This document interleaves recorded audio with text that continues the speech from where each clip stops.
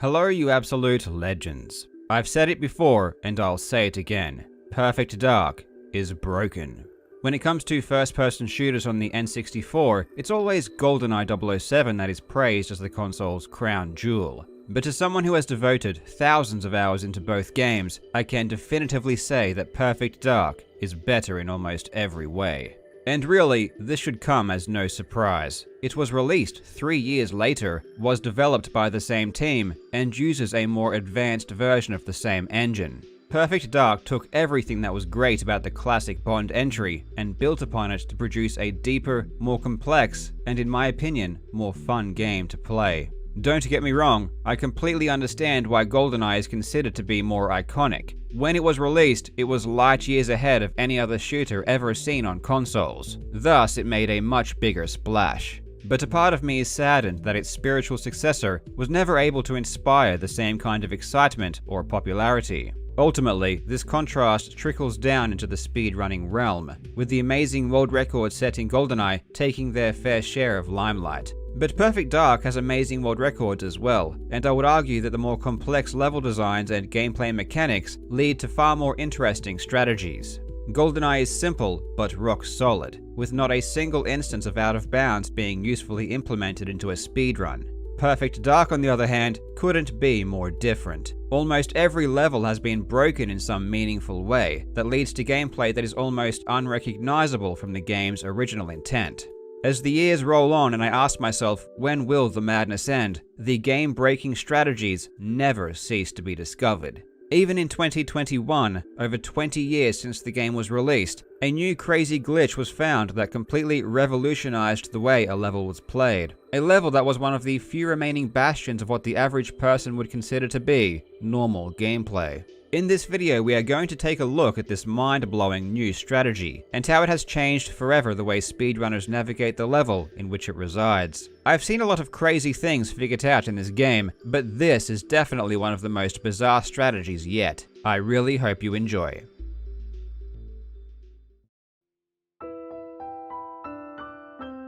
This video is sponsored by Skillshare. I am a huge advocate for learning, and Skillshare is the perfect place for you to grow and to develop.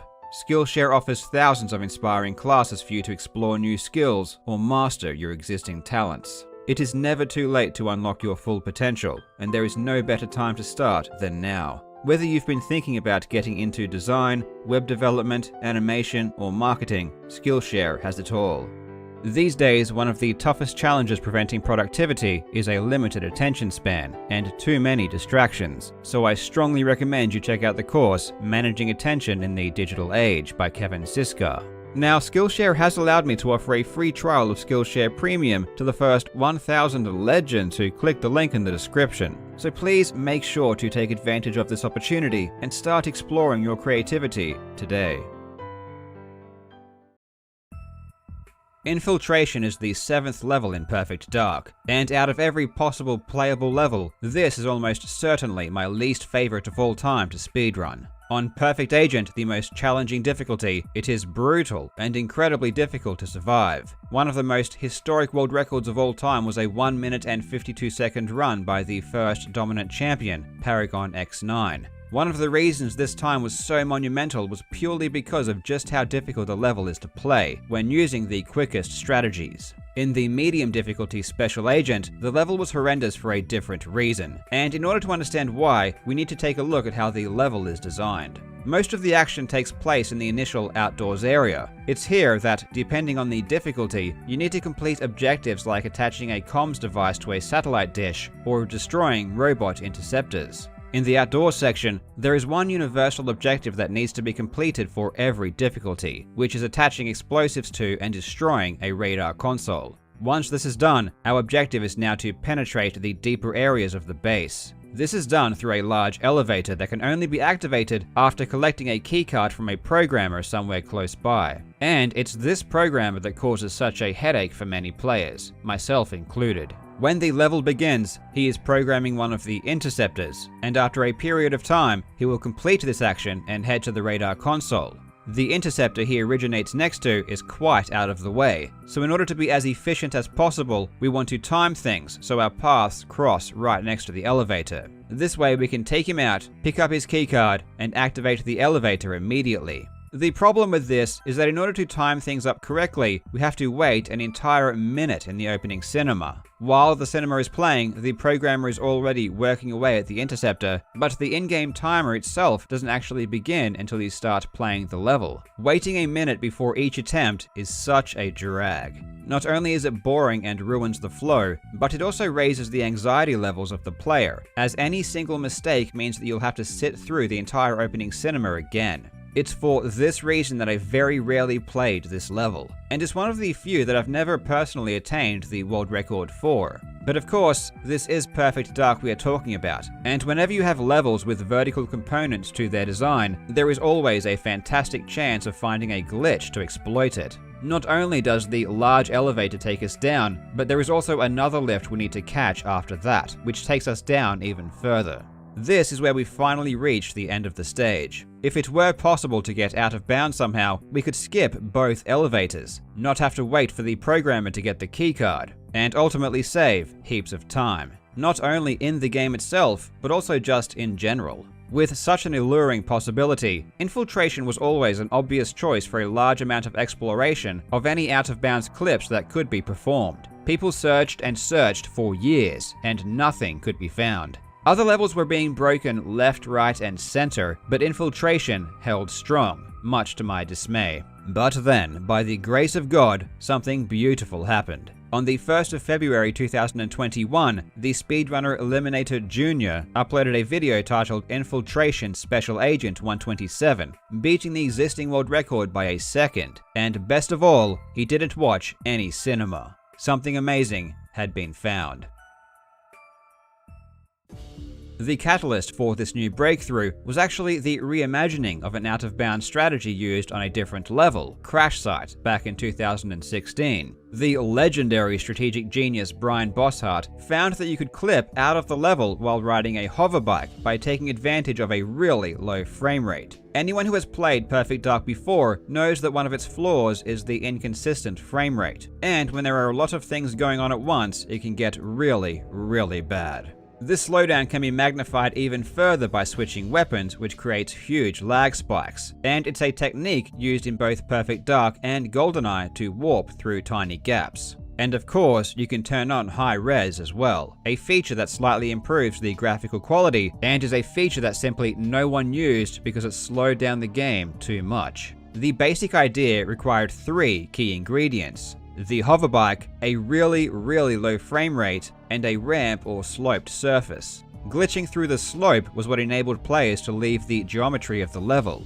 Another important thing was that while on the hoverbike, you don't actually fall down like you normally would, unless there is solid ground beneath you. So if you got out of bounds with nothing below, you could fly around as much as you like. Luckily, there is a hoverbike on Infiltration, and people had tried using it in the past to find a way to perform a clip, but no one had been successful. When the potential for a hoverbike clip was brought up again in Discord at the end of January, this time the speedrunner Henrik Norgren performed some tests. Henrik has created many tool-assisted speedruns in the past, and is extremely proficient with emulators, so emulation was the platform he used to look around. The curious thing about Perfect Dark emulation is that it's really bad, and the stability of the frame rate is counterintuitively lower than what you would see on console. When Henrik attempted to clip out of the level on a very sloped corner with the use of save states, lo and behold, he was able to do it. From here, the floodgates were opened, and it's miraculous just how fast a simple clip like this can be turned into a complete strategy. Over the next 24 hours, a team of speedrunners worked together to solve problems and find ways to make this strategy work. I won't go into every specific detail about how it was created, but we will cover the main beats. The very beginning isn't too dissimilar to the old strategy, with the exception of shooting or punching a guard in order to grab a grenade. The grenade is thrown into the area after the clip, which will take out some proximity mines that litter the area. We then head to the area where we need to attach the comms rider to the satellite. In the past, we would need to do this as well, however we would simply duck into the area,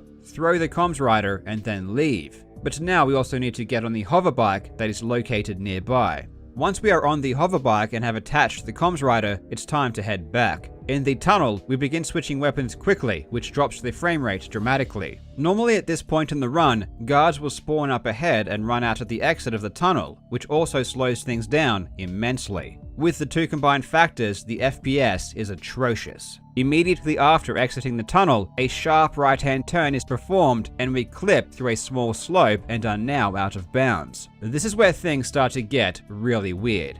Once out of bounds, movement is really peculiar. You aren't free to move around like you normally would be, so only very short, jagged movements can be performed. One of the problems that needed to be overcome was the objective of planting the explosives on the radar console. In order to do this, you need to get off the hoverbike, but it wasn't obvious if you would be able to get back on. However, the runner Alchemaast uploaded a video showing that it was indeed possible. It's a lot more finicky than it looks though, because the hoverbike can only be seen or mounted at very specific angles. After the explosives have been placed and we are back on the hoverbike, it's time for some disorientating movement through some out-of-bounds sections. We need to find a way to clip back into the level just before the exit. But before that, there is actually an objective called Gain Access to Hangar Lift. The curious thing about this objective though is that it doesn't complete when you use the lift itself, but rather when you exit the lift and enter the hangar. So despite the fact that we never use or enter the lift, we can still complete the objective by making some kind of contact with the hangar in the area immediately outside of the lift. It's also very lucky that the hangar roof is so high as well. There is no danger of falling back into the hangar from here, because once you're out of bounds, it's actually not possible to drive the hoverbike through walls to get back in.